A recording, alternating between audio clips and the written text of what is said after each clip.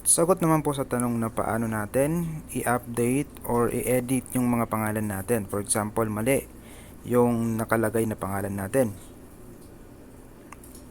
Pero bago natin sasagutin yung tanong na yan, ay insert muna natin yung isa sa pinaka-importanteng bagay na dapat nating malaman, na ang paglalagay ng password sa Moodle ay dapat ingatan natin kasi case sensitive po ang Moodle natin.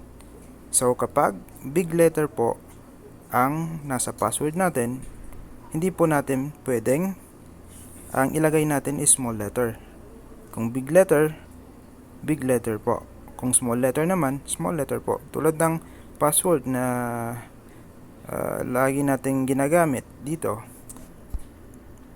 Kapag yung A natin dito is gawin nating small letter A, hindi po siya valid. Kapag yung B naman at saka C, ginawa nating big letter B, for example, hindi rin po siya magiging valid. Dapat kung ano po yung laki ng character, yun din po ang ilalagay natin. So, mag-login tayo. Ay, cut na muna natin to.